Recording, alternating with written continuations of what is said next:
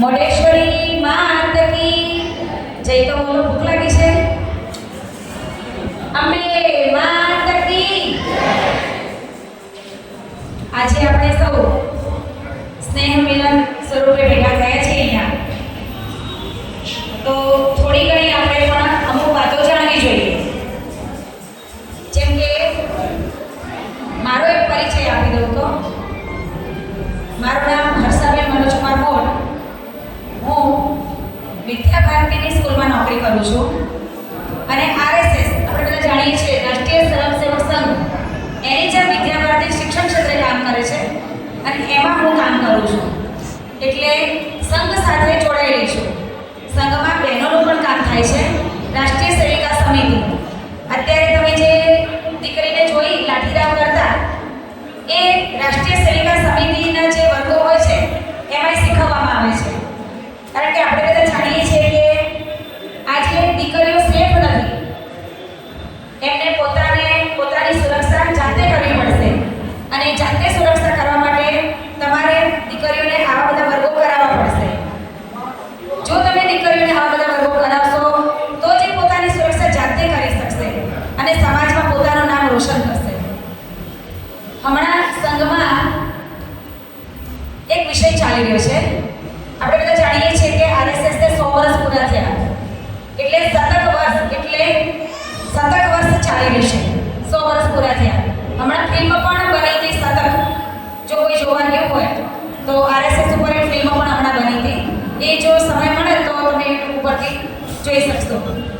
તો એમાં પંચ પરિવર્તન જે વિષય છે એ આપણા બધાને સ્પર્શે એવા છે. જેમ કે કુટુંબ પ્રબોધન. આપણે બધા જાણીએ છીએ કે અત્યારે આપણા કુટુંબો વિભક્ત થતા ગયા છે.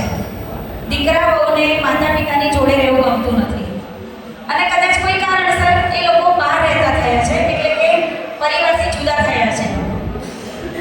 તો આ પરિવારથી જુદા થવાનું કારણ પણ એ આપણી આ જે સંસ્કૃતિ છે એ સંસ્કૃતિ પર પ્રહાર થઈ રહ્યા છે. એક પ્રકારનો કે અત્યારે આપણા બધાના ઘરમાં અમે બે અને અમારા બે એવું 4નું સૂત્ર ચાલી રહ્યું છે અને આ સૂત્ર છેલ્લા 30 વર્ષથી ચાલી રહ્યું છે.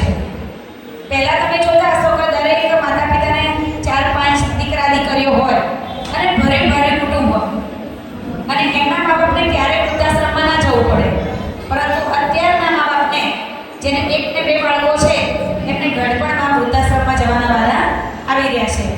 તો એનું આ કારણ છે આપણે કુટુંબમાં બધાએ હળી મળીને રહેતા નથી. વિચારો એકબીજાના આપણને મેળ નથી પડતા. એના કારણે આ બધું થઈ રહ્યું છે. હું વડીલોને એટલું કહીશ કે અત્યારના વડીલો એમણે જે આપણી આ પેઢી છે, નવી પેઢી જેનજી જેને કહીએ છીએ, એમને અનુસરવું પડશે. કારણ કે આપણે હવે જૂના વિચારો લઈને જો ચાલશું તો આપણે કુટુંબમાં ભળીશું નહીં. આપણા દીકરા દીકરીઓથી આપણે દૂર થતા જઈશું. તો અત્યારે દરેક વડીલોએ પોતાના દીકરા દીકરીને અનુરૂપ, દીકરા બહુને અનુરૂપ થઈને ચાલવાનું રહેશે. ભલે એમના જેવા ના થઈએ પણ એમના જેટલી આવડત થોડી વિકસાવવી પડશે. જેમ કે મોબાઈલ સારી રીતે ચલાવતા આવડવું જોઈએ, સોશિયલ મીડિયા ચલાવતા આવડવું જોઈએ. અને જે ઘરમાં જે બાળકો છે, કારણ કે હવે એવો સમય આવ્યો છે કે દીકરાને બહુ બંનેને કામ કરવા જવું પડે, તો એ બાળકોને સાચવવાની જવાબદારી પણ એ દાદા દાદીની આવે છે. કારણ કે હવે તમે જો એમનું ધ્યાન નહીં રાખો દાદા દાદી તરીકે, તો એ બાળકો આગળ જતાં એમને સંસ્કારો સારા નહીં મળે તો અલગ સંગતમાં એ જતા રહેશે. તો આ જે પરિવારને સાચવવાની વાત છે એ કુટુંબ પ્રબોધનની વાત એ આરએસએસે કરેલી છે. દિવસમાં 1 વખત બધાએ સાથે ભોજન કરવું જોઈએ. આખા દિવસમાં 1 વખત, ભલે બપોરે કોઈને સમય ન મળે પણ રાત્રે બધાએ સાથે મળીને ભોજન કરવું જોઈએ અને આખા દિવસમાં જે થયું છે એની વાતો વાગોળવી જોઈએ. તો જ કુટુંબમાં સમ વધે છે, એકબીજા પ્રત્યે લાગણી થાય છે અને એકબીજા સાથે વાતો શેર કરવાથી ઘણી વખત ઘણી બધી તકલીફો હોય ઘરમાં તો એ એકબીજાની આપણે તકલીફોને દૂર કરી શકીએ.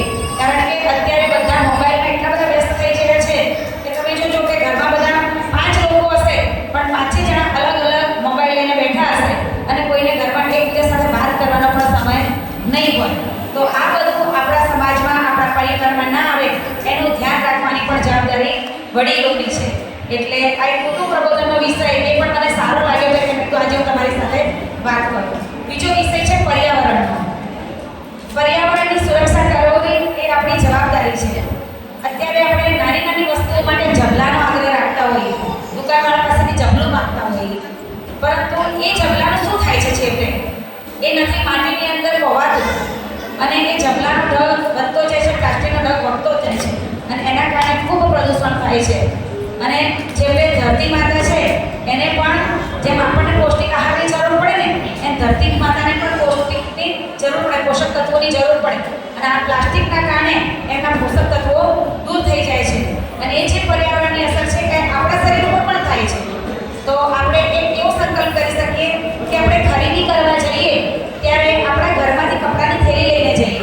આપણા વડીલોને ખબર હશે કે પહેલાં જબલા હતા ને તો એ લોકો થેલી પોતાની જોડે રાખતા અને થેલી લઈને ખરીદી કરવા જતા. તો આપણે પણ નાની નાની વસ્તુઓ માટે જબલાનો આગ્રહ ન રાખીએ અને થેલી લઈને જઈએ. બીજું છે કે આપણા ઘરની અંદર નાનો સરખો બગીચો બનાવીએ, કુંડામાં જગ્યા ના હોય તો કુંડામાં છોડ વાવીએ અને આપણા ઘરનું વાતાવરણ પણ એક સારું પર્યાવરણ આધારિત બનાવીએ. ત્રીજું છે નાગરિક કર્તવ્ય. તો નાગરિક કર્તવ્ય એટલે કે આપણે આપણા જે નાગરિકને લગતા જે કર્તવ્યો છે એનું પાલન કરીએ. જેમ કે આપણે ગાડી ચલાવીએ છીએ તો સીટ બેલ્ટ બાંધીએ, બાઇક ચલાવીએ છીએ તો હેલ્મેટ પહેરીએ અને અમુક જે નાગરિક કર્તવ્ય જ્યાં ત્યાં ના થૂકીએ, આપણા શૌચાલય સ્વચ્છ રાખીએ, આ બધું પણ નાગરિક કર્તવ્યમાં આવે છે. એટલે આવી ત્રણેક બાબતો જે મને ગમી હતી તો એ મેં તમારી સાથે વાત કરી છે.